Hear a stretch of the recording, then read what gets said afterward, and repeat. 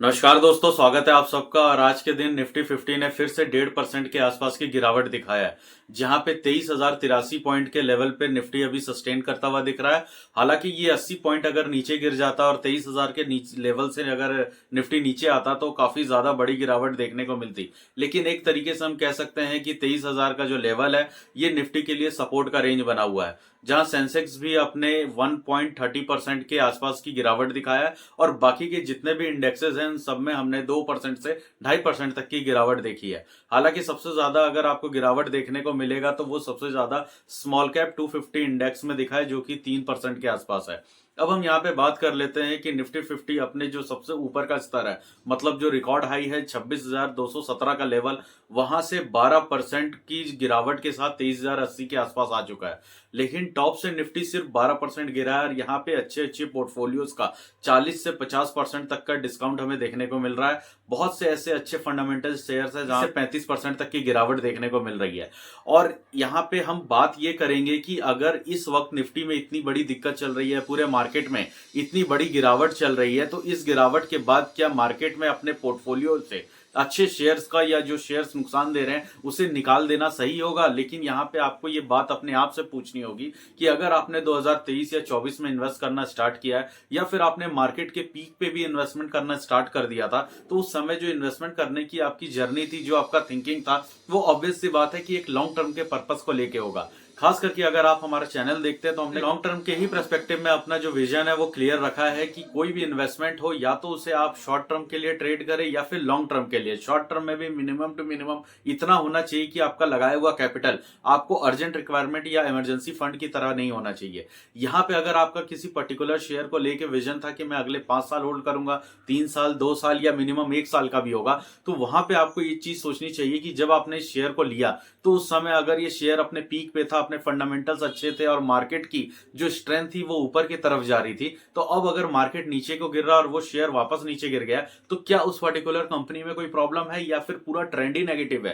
तो लेकिन यहाँ पे आप देखेंगे तो ट्रेंड को अपने से एक सवाल करना है कि अगर मार्केट अपने पीक पे था, उस समय बहुत लोगों की ये इन्वेस्टमेंट स्ट्रेटेजी थी कि अगर यही शेयर प्राइस मुझे सस्ते में मिलता या मैं एक गिरे हुए मार्केट में इन्वेस्ट करने का अपॉर्चुनिटी मिलता तो मैं जरूर करता। आज वो अपॉर्चुनिटी मिल रही है, क्योंकि एक चीज समझिए, जितने भी शेयर प्राइस आज डाउन हुए हैं, अपने पीक से 30 से 40% के डाउन पे दिख रहे हैं, हमें काफी ज्यादा नीचे गिरे हुए हैं। आप एक चीज देखिए कि उस समय पीक पे भी इन्वेस्ट किया हुआ शेयर आपको ज्यादा रिटर्न नहीं देता, लेकिन इस समय जो डिस्काउंट है मार्केट में 30 से 40% का, यहाँ पे जो वापस रिटर्न के चांसेस है वो 40% तो एज इट इज है, क्योंकि मार्केट उतना गिरा है। लेकिन उसके बाद की जो मूवमेंट होगी उसमें थोड़ा टाइम लगेगा। यहाँ पे ये बात है कि जब अपॉर्चुनिटीज मिलती हैं तो गिरे हुए मार्केट में, बेयर मार्केट में मिलती है, और जब आपको सेल करना होता है तो वो बुल मार्केट में होता है। लेकिन यहाँ पे रिटेलर गलती ये कर देता है कि बुल मार्केट में वो बाई करता है और बेयर मार्केट में घबरा के, परेशान होकर और पोर्टफोलियो को रेट देख करके वो सेल करता है। तो यहीं पे सारी बात खराब हो जाती है और मार्केट से बहुत लोग निराश होकर जाते हैं। जबकि आपको मार्केट को इस तरीके से देखना चाहिए कि डिस्काउंट है मार्केट में, बहुत बड़ी सेल लगी है, ये उनके लिए एक बहुत बड़ा फ्रेश मार्केट है जो फर्स्ट टाइम एंट्री करना चाहते हैं। हालांकि न्यूज यही रहेगी कि मार्केट गिरा हुआ है, मार्केट का ट्रेंड ये है। ये कब तक गिरा रहेगा? हमारे मार्केट को लेके पॉजिटिव बात ये है कि हमने अभी कुछ सेशन में ही गिरना स्टार्ट नहीं किया। हमारा मार्केट पिछले 6 महीने से सही परफॉर्म नहीं कर रहा है, पिछले 3 महीने से सबसे ज्यादा गिर रहा है और पिछले 1 महीने में इसने अपना बॉटम बना लिया है। अब यहाँ पे अगर और गिरावट की भी बात आती है तो और ज्यादा कितनी ही गिरावट होगी, यहाँ पे एक पेशेंस है, लेकिन वो और भी हो सकता है। अगर आप मार्केट में गिरने की जो कारण है उस पर जाएं तो कोई बहुत बड़ा नेगेटिव न्यूज नहीं है। बस एक ही है कि एफआईज बेच रहे हैं, जो फॉरेन इन्वेस्टर है वो सेल कर रहे हैं, इस वजह से मार्केट गिर रहा है। लेकिन उसके बाद भी जितनी सेलिंग आ रही है, इसके जो मेजॉरिटी स्टेक होल्डर हैं जो इसमें सबसे ज्यादा बाई कर रहे हैं वो डीआईज है, मतलब म्यूचुअल फंड्स। यहाँ पे म्यूचुअल फंड हमारे लिए बहुत बड़ा स्ट्रेंथ और पिलर बन के निकले हैं, जहां पे इंडिया का जो एसआईपी है, जो म्यूचुअल फंड एसआईपी अमाउंट है,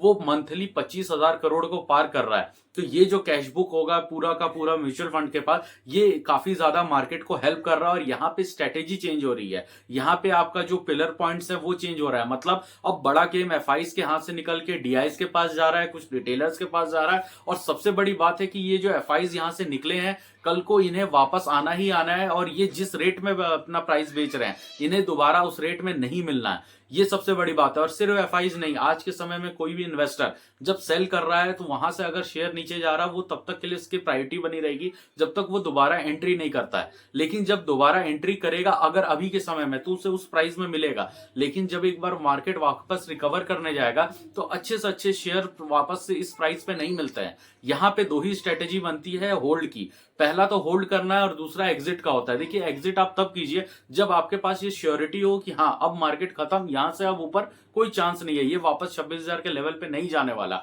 अगर आपको ये बात पता है तो आप एग्जिट कीजिए। अगर आपको पता है कि आपके कंपनी का लिया हुआ शेयर गिर चुका, अब ये कभी नहीं उठेगा, तो आप बिल्कुल शेयर कीजिए।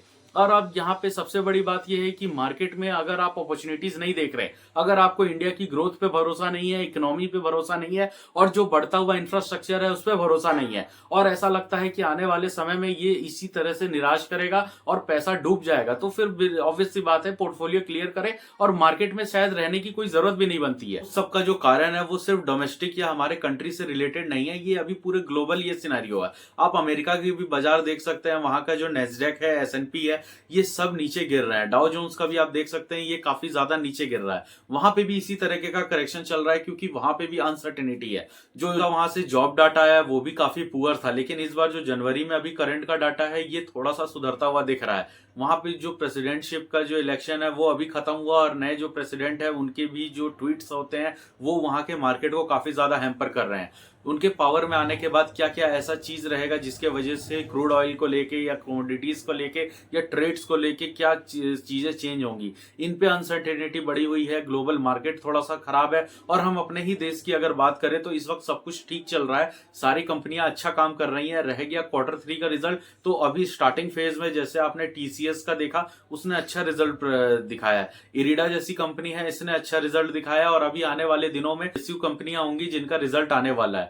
ये चीजें मार्केट में समझना जरूरी हो जाता है कि क्या ये बेस्ट टाइम है शेयर लेने का, बेस्ट रेट है शेयर लेने का और बेस्ट शेयर्स कौन से होंगे, किस सेक्टर्स के होंगे, यही तो समय है कि स्टडी करने का। तो आप हमारी बहुत सारी ऐसी वीडियोस है जिसे देख के समझ सकते हैं कि कौन से शेयर्स लिया जाए, कौन से शेयर्स पे फोकस हो, मार्केट की किन गलतियों से बचना है और मार्केट के ट्रेंड को किस तरीके से समझना है। कुछ दिनों में मार्केट में यही सिनेरियो चलेगा। हाँ, बीच बीच में एक ऐसा हो सकता है कि आपको एक पंप जरूर मिले, मार्केट रिकवर करता हुआ दिखाए, लेकिन ये वापस नीचे ही गिरेगा क्योंकि कई बार बाइंग और सेलिंग होगी, हर लेवल पे बाइंग होगी, हर लेवल पे सेलिंग्स होगी, लेकिन सेलिंग प्रेशर इस समय ज्यादा है। तो आप यही समझ के चलिए कि जब भी हैवी बाइंग होती है, चाहे डीआईएस की तरफ से या बड़े इन्वेस्टर की तरफ से, एफआईज फिर से सेल करेगा, एफआईज हर पॉइंट पे सेल करेगा और ये अगले 20 दिन तक इसी तरीके से चलना है क्योंकि जब तक देश का यूनियन बजट नहीं आता तब तक कोई नया सेंटिमेंट तैयार नहीं होगा कि अब मार्केट में नया क्या होगा। मार्केट भी कुछ नया मांग रहा है जहां पे उसके लिए कुछ स्ट्रेंथ हो आगे चलने के लिए, क्योंकि अभी फिलहाल कुछ नहीं है, सिर्फ एफआईज की सेलिंग है, करेंसी अपने ऑल टाइम हाई पे है, इंडियन रुपीज,